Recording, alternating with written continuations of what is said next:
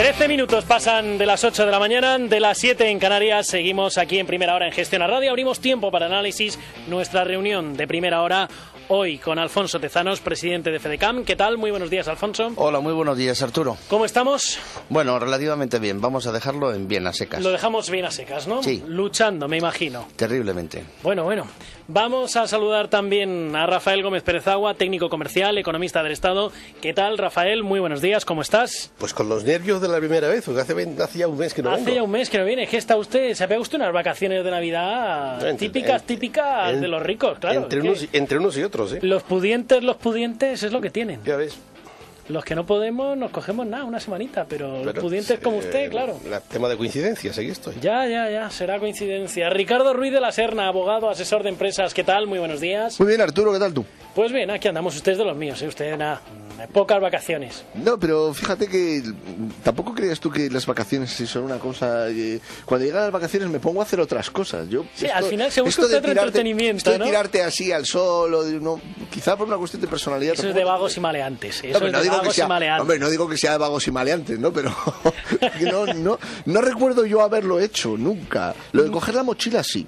O sea, lo de coger a lo mejor y aprovechar unas vacaciones largas para coger la mochila y perderme por ahí en China, por ejemplo, sí. Pero esto de decir simplemente tengo vacaciones para no hacer nada, no. Bueno, señores, vamos a ir entrando poco a poco en materia. Naciones Unidas ha presentado esta madrugada el informe de situación y perspectivas de la economía mundial de 2013. En él advierte de una nueva recesión mundial si no tomamos medidas para frenar el incremento del desempleo en todo el mundo, y además alerta también de que los mayores problemas pueden estar en Europa y en Estados Unidos, donde puede costar hasta 5 años recuperar el empleo perdido. La verdad es que la proyección que tenemos ahora mismo de desempleo, Alfonso, es dramática y sobre todo creo que debe ser la mayor preocupación que tengamos ahora mismo. Te refieres a la proyección de caída, ¿no? De caída de desempleo, sí. ¿no? Pues parece que estamos hablando que estamos en una buena situación y que de aquí a poco tiempo pueden cambiar las cosas. No, estamos en una situación verdaderamente caótica y estamos en ese tobogán lleno de aceite, donde nos vamos escurriendo cada vez más y donde cada vez es más difícil sujetarte a las barandillas del tobogán. Y entre otras cosas porque ya no hay ni barandillas, Por lo tanto, es decir, esto es una pelota que se va haciendo cada vez más grande, ya se iba haciendo grande en estos últimos 4 o 5 años, y todo lo que es la estructura empresarial, por lo menos de este país, se está yendo al garete a una velocidad impresionante. Porque todo el mundo, y perdonad que vuelvo a hablar otra vez de las pymes siempre, pero cualquier discurso de cualquier político siempre está hablando de las pymes, pero las pymes no las hace caso absolutamente nadie, ¿no? Es decir, aquí las noticias son, pues eso, son Boeing, Indra, Telefónica, BBVA, Santander y algunas cosas más, ¿no? El resto, que es la estructura del país, la verdadera estructura del país, la que sostiene este y todos los países, ¿no? Es como las raíces de un árbol, ¿no? Las pequeñas raíces que son las que le sujetan al suelo, eso se está muriendo, pero además está muriendo a una velocidad terminal. Y eso, pues yo creo que da muy malas expectativas. Por lo tanto, la proyección, un desastre. Cada empresa que se va son 2 o 3 o 4 empleos que se van al paro, y estoy hablando de las pymes, no estoy hablando de las grandes empresas. Y eso es un goteo permanente, que ya a veces no es ni goteo, es un chorreo.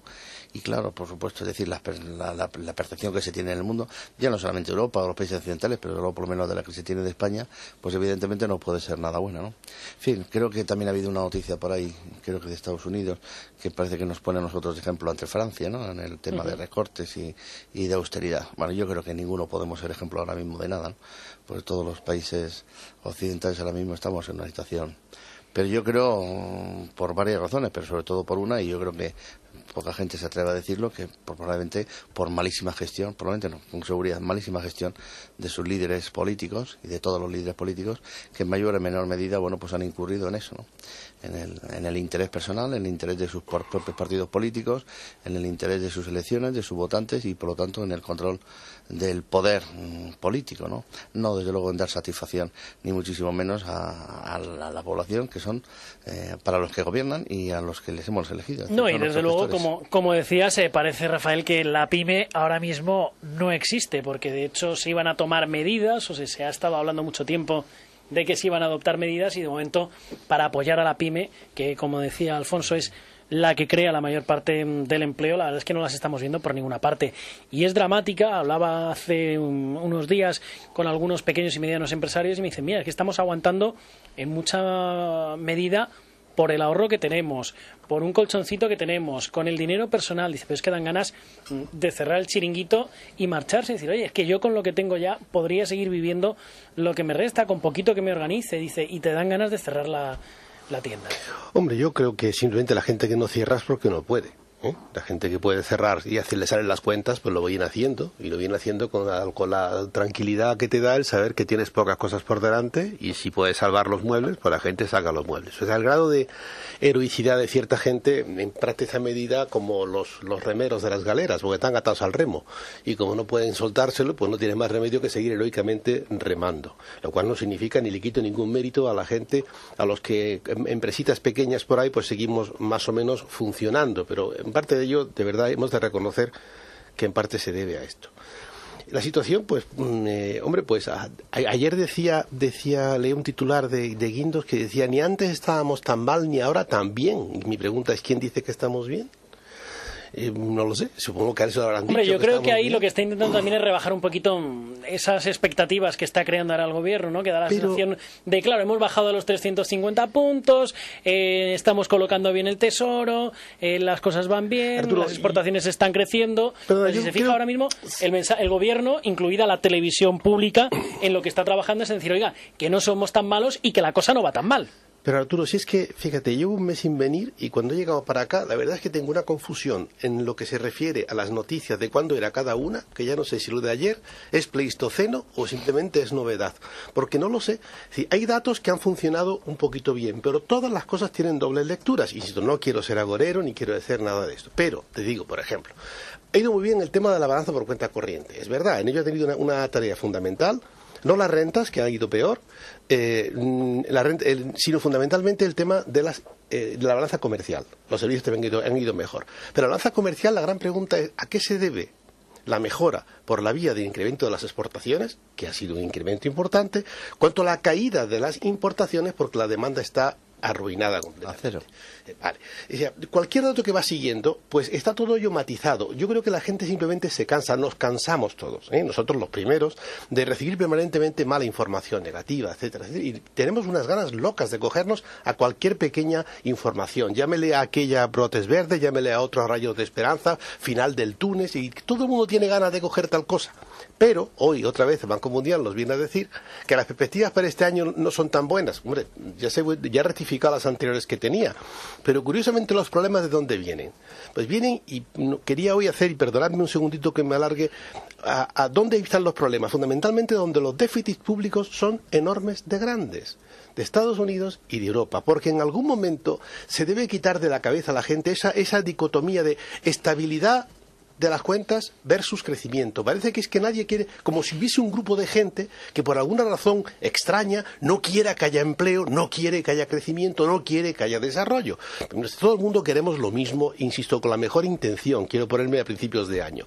Todo el mundo quiere lo mismo y con la mejor intención. Lo que pasa es que la estabilidad es un medio para conseguir lo otro. En algún momento nos tendremos que convencer, europeos, americanos, españoles y todo el mundo, que el hecho de monetizar sistemáticamente la deuda no nos lleva a ningún lado. Puede ser una solución de carácter ilusorio y transitorio, pero no se le puede seguir dando vueltas a la maquinita, nos guste o no. Estoy muy de acuerdo con lo que se ha dicho. Yo querría volver a una cuestión que plantea el Banco Mundial, que es una variable, que es la del desempleo. A ver, 3 millones de parados son una tragedia, son un drama social, pero es que 6 millones de parados son un problema de orden público.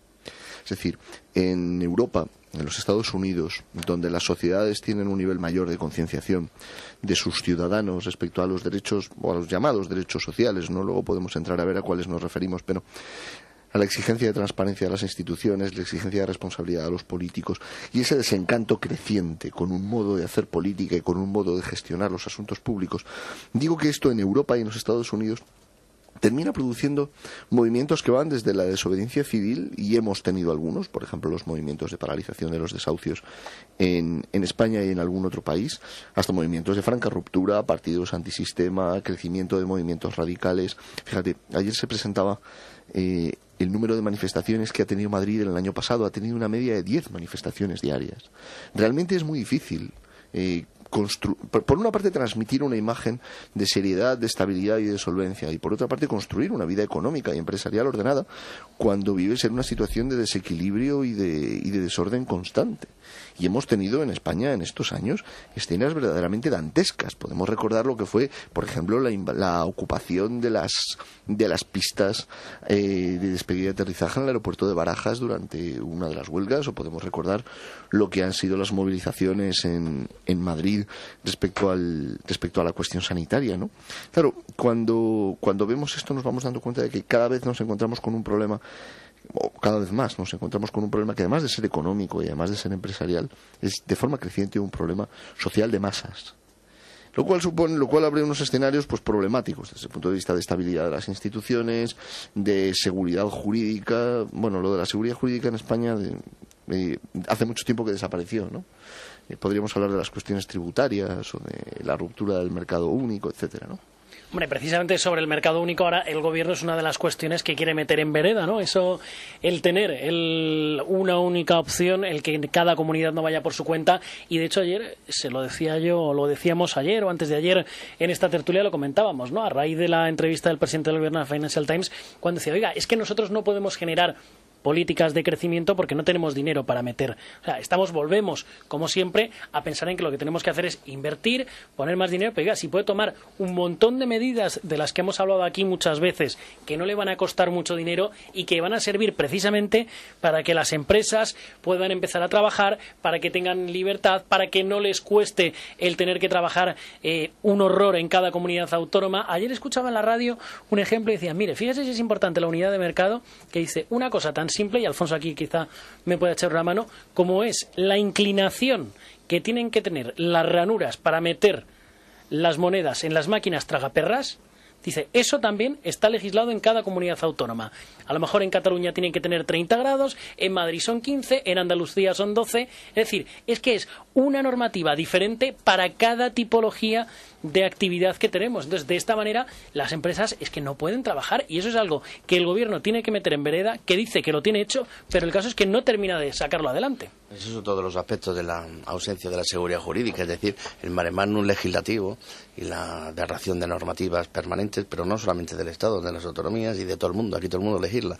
Viene a elegirle y además no pregunta, directamente hace y lo pone en marcha, ¿sabes? Y además, encima, para remate, luego llegan los políticos y dicen, no, si esto lo hacemos para mejorar, si esto es para ayudarles. No me ayuden más. No quiero que me ayuden más nunca. Déjelo. O sea, olvídense de nosotros. Y entonces, ¿qué es lo que vas a decir? La seguridad jurídica puede venir por muchos sitios, pero uno de ellos precisamente es por el mare magnum de normativa y de legislación, que además luego tiene otro problema añadido, que es precisamente la interpretación que hacen los funcionarios de cada administración en cada momento. Bueno, eso lo tienes que ver en Madrid. Pedir una licencia municipal en Madrid, en Villaverde, no tiene nada que ver como pedirla en Tetuán o pedirla en Moncloa, y te puedes encontrar con la interpretación casuística que puede tener un funcionario con respecto a cómo tiene que ser una cafetería o las medidas que tiene que tener en un barrio u otro, en una calle en otra. Bueno, ya si hablamos de ciudades o de comunidades, pues ya no te explico más. Estoy hablando de hacer una cafetería, no estoy hablando ya de poner una empresa como Dios manda. ¿Pero por qué os extraña? ¿Qué esperábamos? Yo no me extraño. Yo lo que estoy ya es aburrido. No, el problema es que no nos extrañamos. Estamos cansados. El problema es que ya no nos extrañamos de nada. El problema es que ya no nos extrañamos de nada. Se ocurre que nosotros quizá no nos extrañemos, pero hay mucha gente que se sorprende de verdad. Y aquí en esta misma tertulia me enseña muchas veces el tema del tigre vegetariano. Yo es que quería un tigre, pero que no, señora, el tigre cuando crece se come a los niños. No, yo quiero un tigre que es muy bonito, pero que sea vegetariano. El tigre es carnívoro. Pues igual, si usted crea en el espíritu de la socialdemocracia que nos ha presidido en los últimos, y muchas veces exitosamente, y pones esto en manos de un montón de políticos locales por todos los lados, pues ocurre que el resultado ¿cuál es? Pues un Cristo, porque entendamos que para los políticos generales que tenemos en España, y para mucha lógica, no olvidemos que pasamos de una sociedad tutelada y protegida, tan denostada en este momento, a otra, es que los políticos están convencidos de que el resto de la gente es una sociedad de tontos a los que hay que proteger o de sinvergüenzas a los que hay que vigilar. Y por tanto, yo tengo que regular todo. Tengo que regular todo. Y con esto voy a lo que antes comentabas de las pymes, y quiero hacer por ellas, porque yo procedo, además, he estado durante mucho tiempo en una tierra que me fascina y que me parece maravillosa, que era Alicante. Mire, de cuando en cuando dicen los ministros de Hacienda que hay que hacer una especie de amnistía fiscal porque inevitablemente se genera dinero negro y de cuando en cuando hay que regularizar. Bueno, pues muy bien. Yo creo que eso pasa un poco también con la economía llamada sumergida. ¿Qué ocurre? Que tenemos tal cantidad de normas que a veces si no es eludiéndolas es imposible funcionar. Y para las pymes en general, lo que sería un compromiso por parte de todas las administraciones es decir, vamos a dejar las cosas como están durante 2 años, ni una norma nueva. Ya no nos protojoda más. Ya déjenos tranquilos.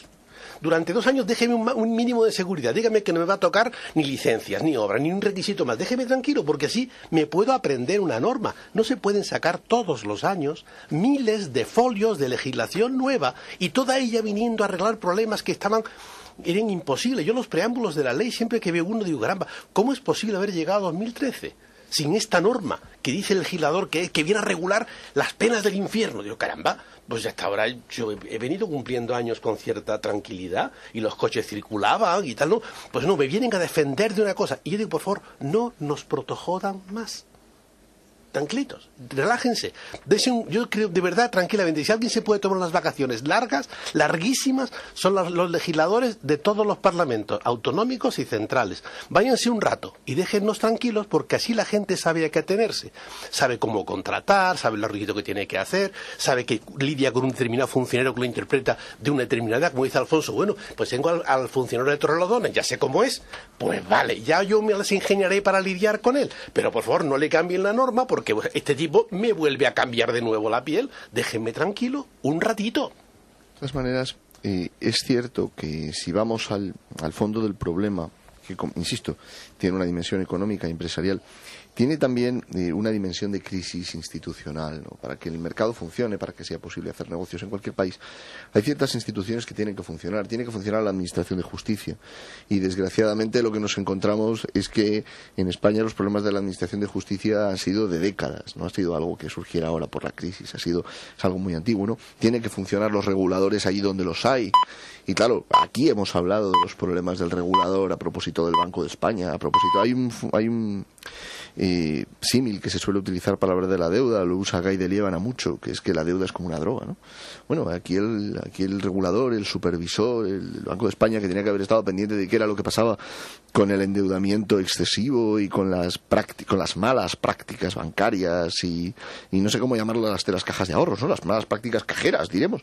Bien, pues estaba pendiente de cualquier cosa menos de eso, ¿no? Digo que la crisis institucional que nosotros tenemos, que estamos padeciendo, toca la parte más sensible del entramado que un país necesita para hacer negocios. El problema es que no es que en España falten empresarios o falten emprendedores o falten buenos modelos de negocio o falten buenos productores o falten buenos exportadores. No, el problema no es este.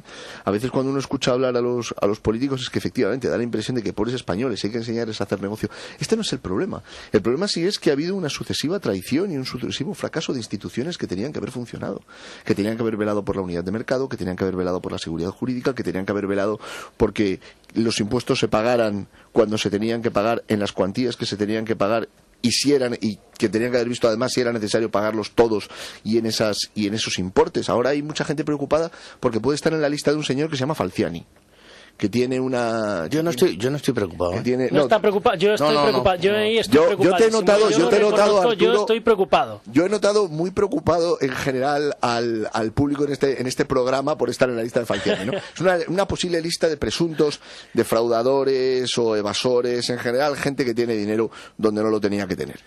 Y claro, cuando nos encontramos con que el de la pyme lo fundieron con el IVA, lo crujieron con la seguridad social, le llegaron inspecciones. Hay que hablar un día de las inspecciones, que muchas veces lo que encubren son prácticas recaudatorias de impuestos. Ni sanciones, ni disciplina urbanística, ni disciplina de consumo, ni nada. Te crujen para recaudar. Bueno, al de la pyme lo machacaron. Y ha habido empresas que han tenido que cerrar por deudas con administraciones públicas, y no solo porque las administraciones públicas no les pagaban, sino porque las administraciones públicas les reclamaban unas cuantías siderales. Hay que cogerse... Reclaman el IVA de las facturas que no abonan. Sin duda, pero además de esto, que digamos es estructural, hay que ver lo que son los regímenes sancionadores de las normas administrativas. Hay que ver lo que es el régimen sancionador en materia de protección de datos, las sanciones que se pueden imponer, el régimen sancionador en materia de consumo. Bueno, digo que esto, el de la pyme, que no tenía recursos suficientes para eludirlo, que no tenía la capacidad o que simplemente no quería hacerlo, lo pagó. Y en cambio, el que tenía un buen asesor fiscal, el que tenía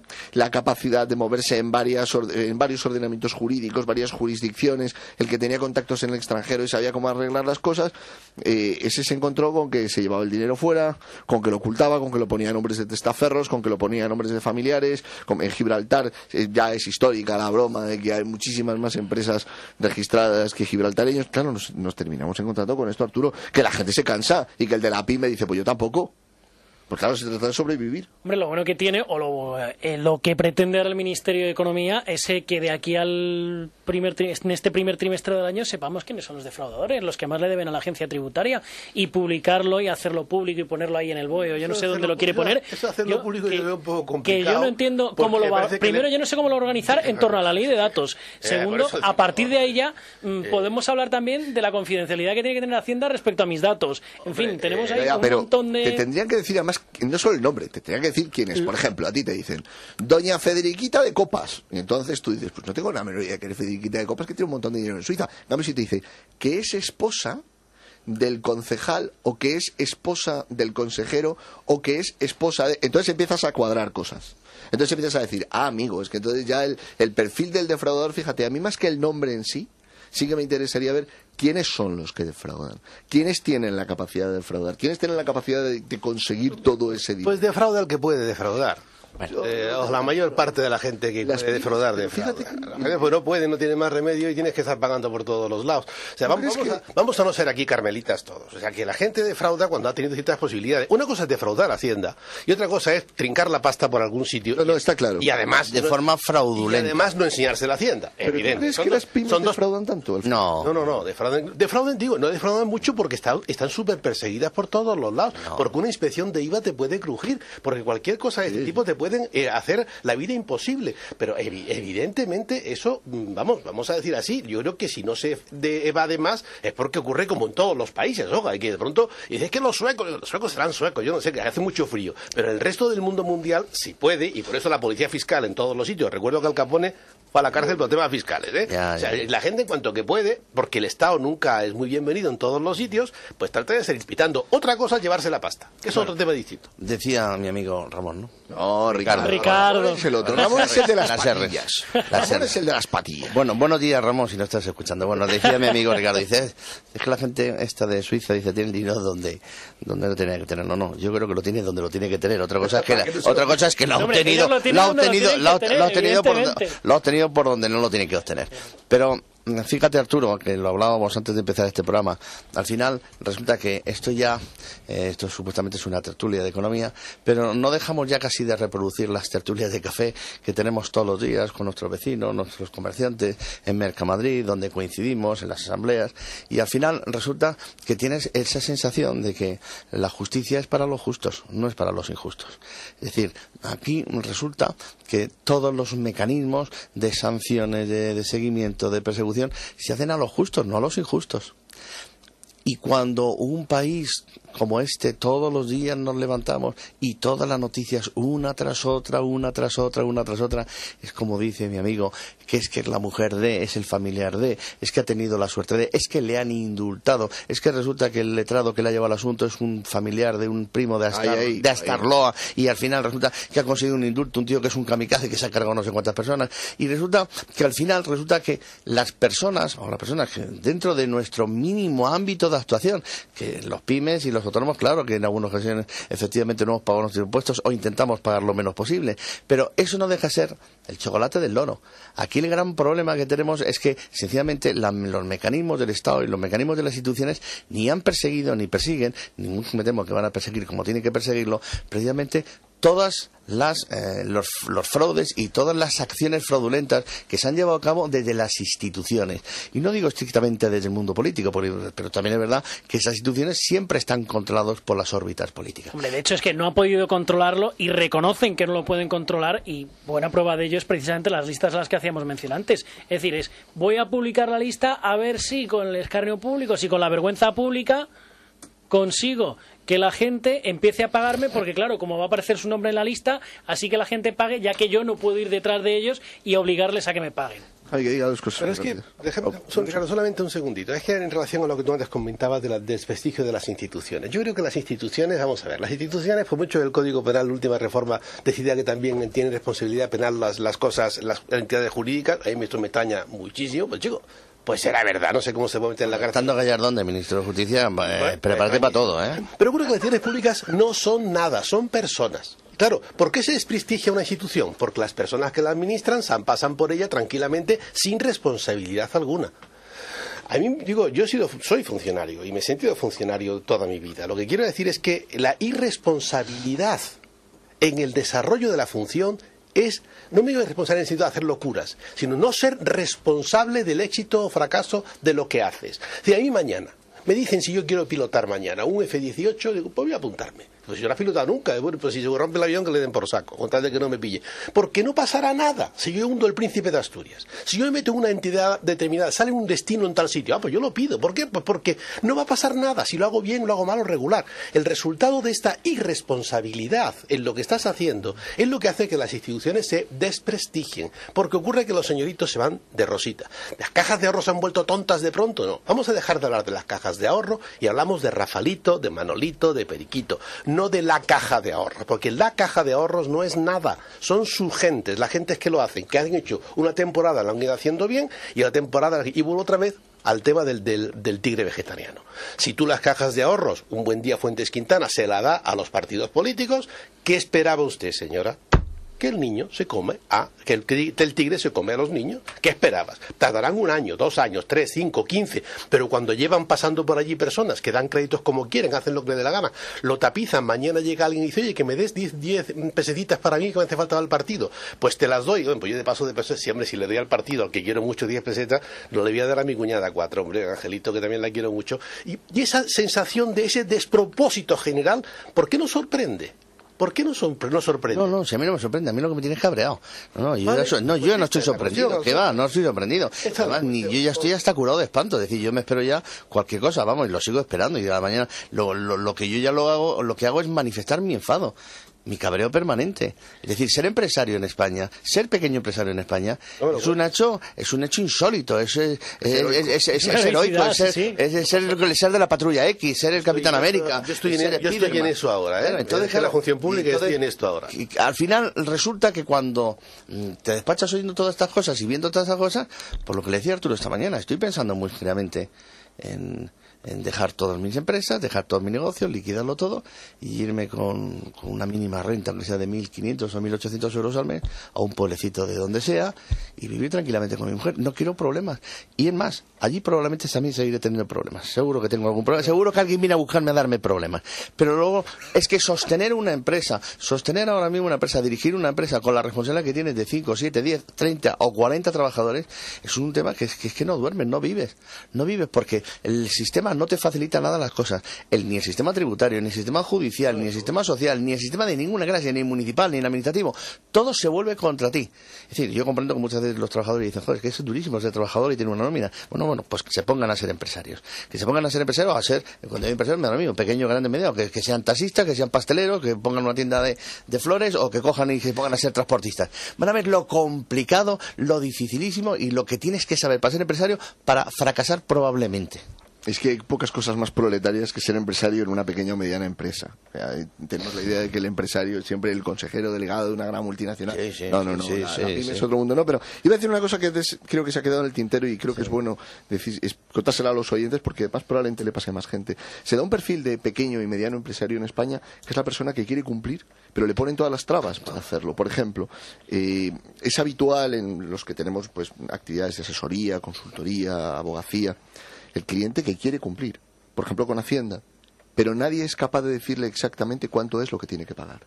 Y según a quien pregunte, según a la institución que vaya, según el funcionario con el que hable, yo recuerdo algunos casos verdaderamente chuscos, donde él decía, yo quiero pagar y tengo cómo pagar, lo único que quiero es que alguien me dé la seguridad de que esto es lo que tengo que pagar. Solo quiero esta seguridad. Bien, esta inseguridad jurídica que se ha creado en materia tributaria, en materia de la seguridad social, bueno, yo desafío a la gente, tú mencionabas lo de las licencias. Lo de las licencias es una de las múltiples actividades municipales donde la inseguridad jurídica campa por sus respetos y realmente se cometen tropelías.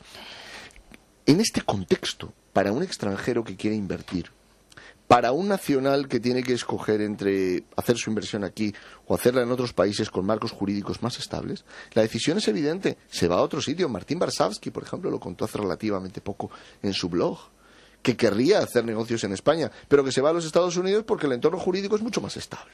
Y luego me estaba acordando, a propósito de lo de la irresponsabilidad, ¿os acordáis de ese gran retrato de la condición humana y de la sociedad española, que es Amanece que no es poco? Cuando hay un personaje que le dice al otro, yo creo que me voy a hacer intelectual. Total, no tengo nada que perder. Y yo me imaginaba a ti pilotando el F-18 y digo, yo creo que lo voy a pilotar. No tengo nada que perder, yo creo que lo voy a pilotar. Total, no tengo nada que perder. 8:43, 7:43, si me permiten. Arquero público y seguimos.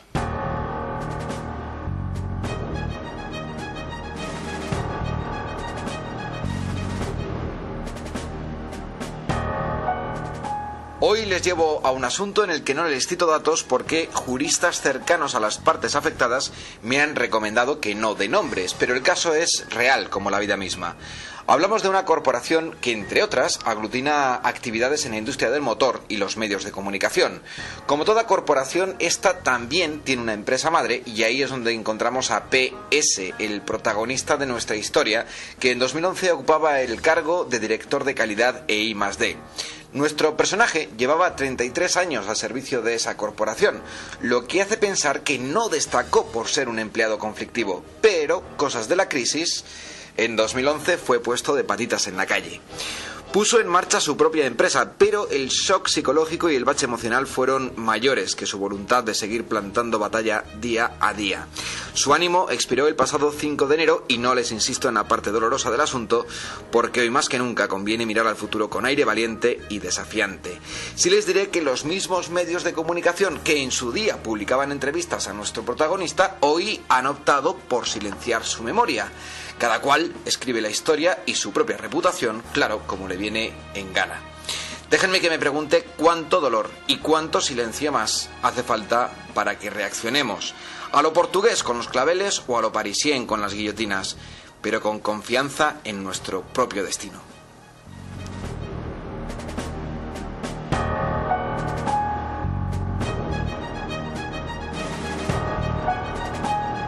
...15 minutos los que nos quedan para llegar a las 9 de la mañana, a las 8 en Canarias. Señores, ha sido un auténtico placer tenerles aquí en nuestra reunión de primera hora. Les despido ya. Hasta la semana que viene. Ricardo Ruiz de la Serna, gracias por estar con nosotros. Rafael Gómez Perezagua, Alfonso Tezanos, un placer tenerles aquí en Muchas gracias. Hora.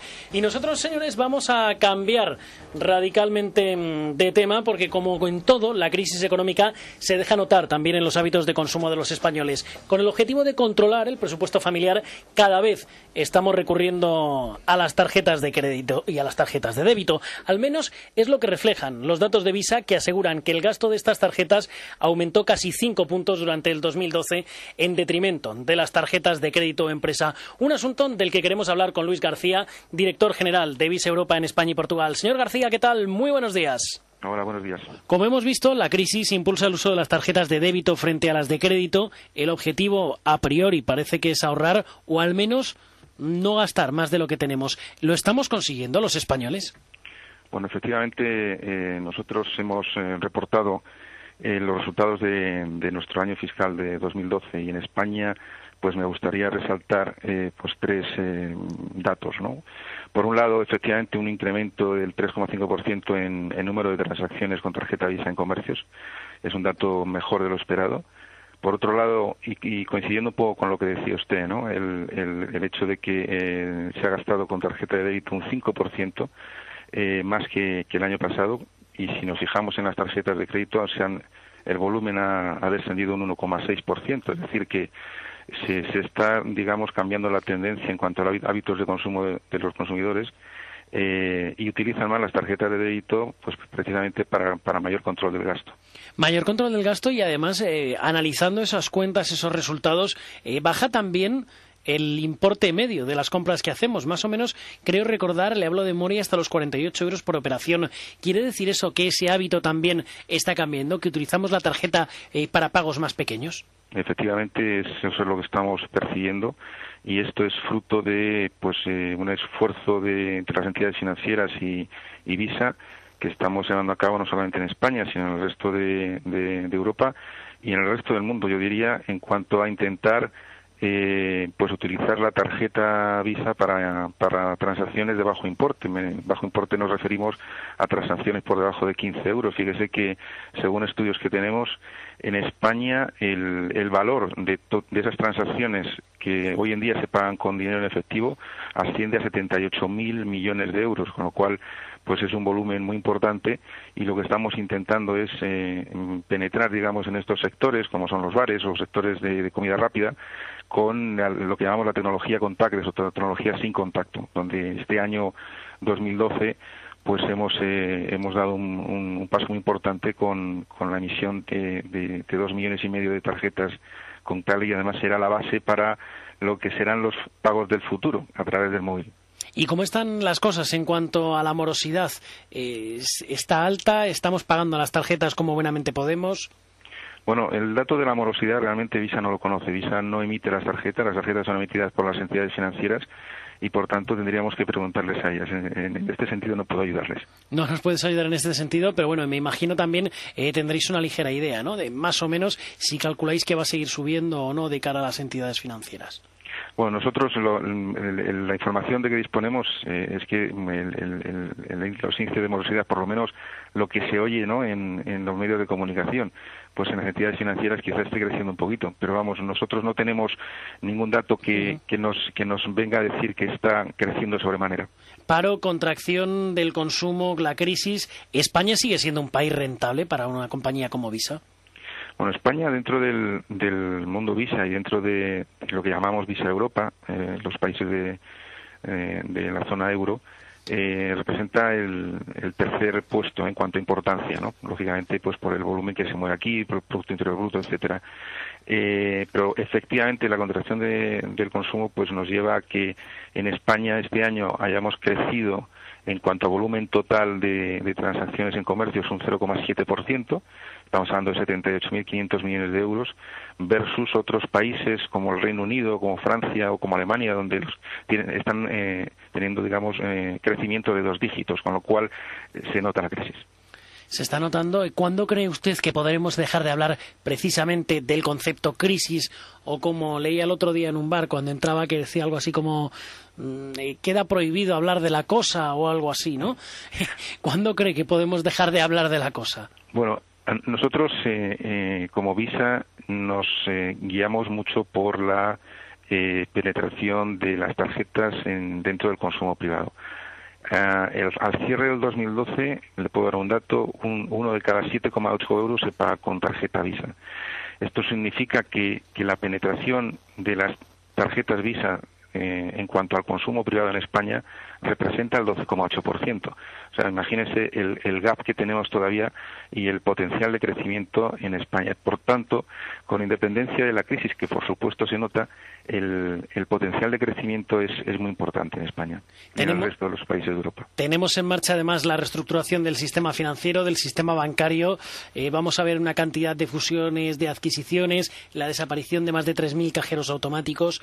¿Cómo les está afectando esta situación? ¿Qué medidas están tomando para ir adaptándose?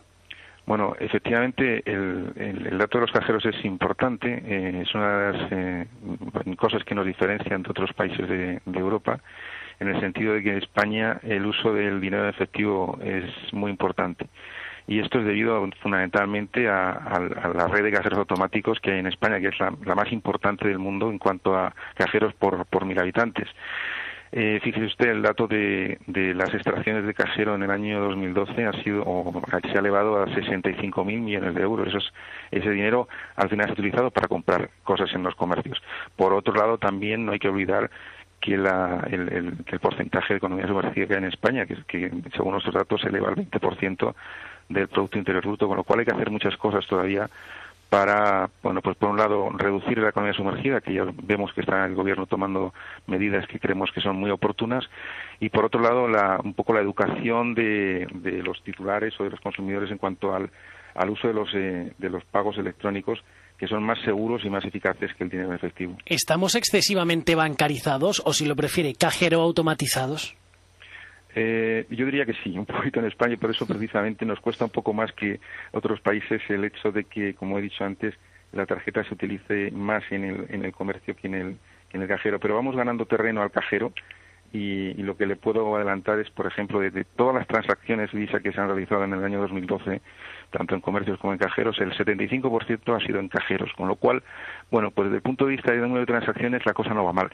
Pero todavía, como digo, nos queda mucho terreno. Nos queda camino por recorrer todavía, ¿no? Si hablamos, hacía usted mención ahora de todo el tema, bueno, pues del dinero de la economía sumergida, se han tomado ya algunas medidas, por ejemplo, esa prohibición de pagos en efectivo superiores a los 2.500 euros, donde intervenga al menos un profesional. ¿Qué otras medidas nos harían falta?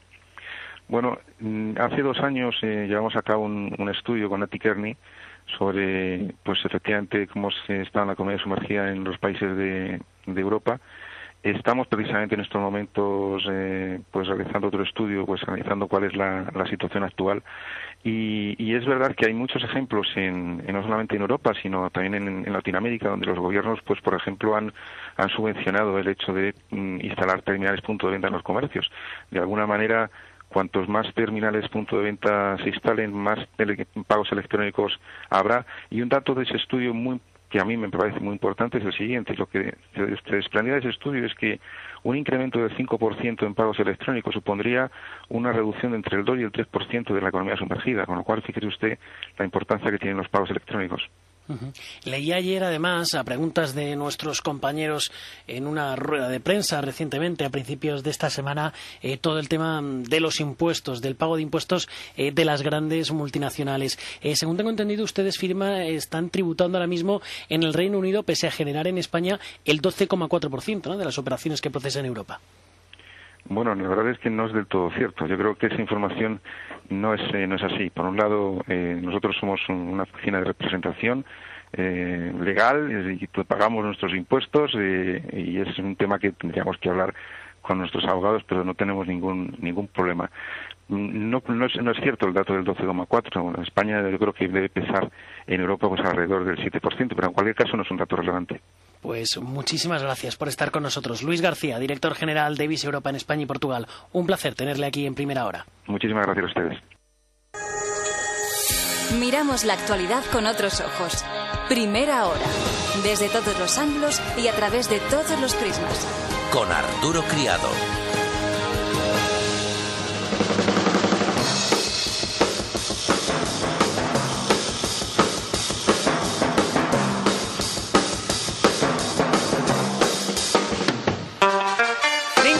Nos quedan para llegar a las 9 de la mañana, a las 8 en Canarias. Seguimos en Primera Hora en Gestión a Radio y antes de echar un vistazo a los mercados, como siempre, titulares de nuestra reunión de Primera Hora con María Serrano.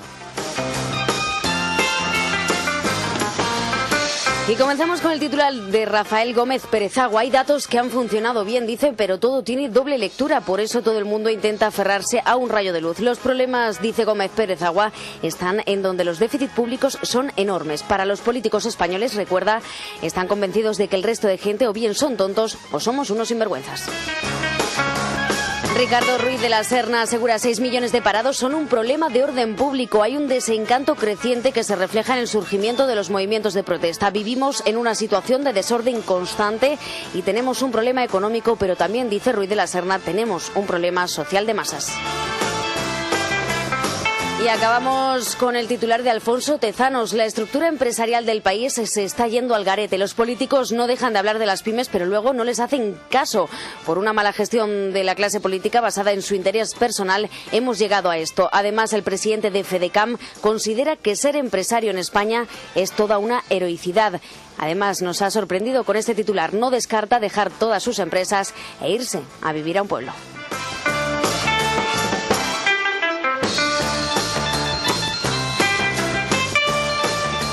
Hora presenta Arturo Criado.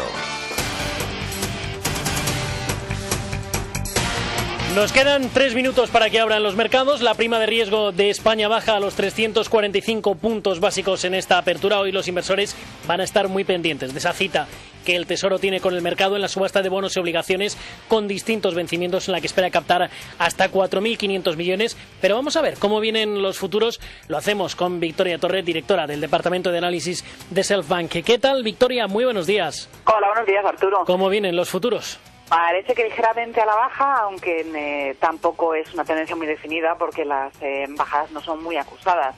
Ayer hay que recordar que tuvimos un día repleto de datos macroeconómicos y empresariales y hoy repetimos guión.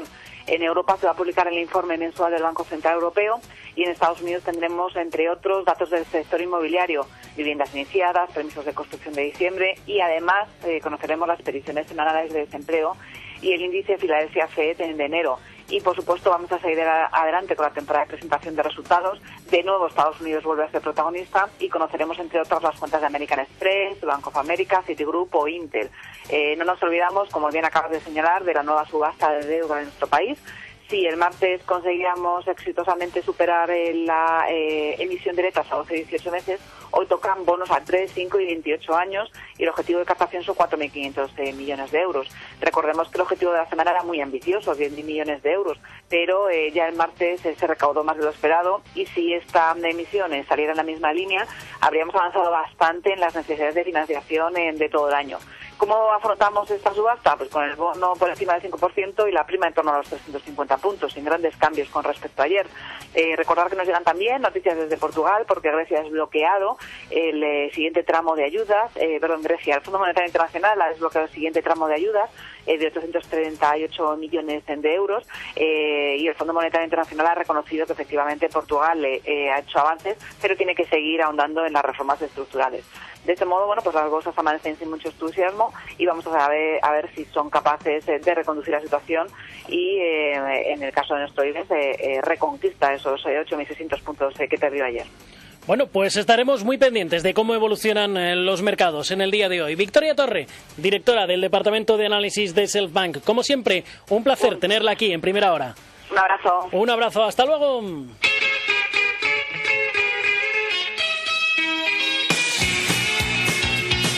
En 30 segundos llegamos a las 9 de la mañana, a las 8 en Canarias. Ya saben que a eso de las 9:30, 10 menos 20, abrimos tiempo de consultorio bursátil. Hoy con Miguel Ángel Cicuéndez y con Eduardo Bicho. 91 309 0215, 91 309 0216 o primerahora@gestionaradio.com.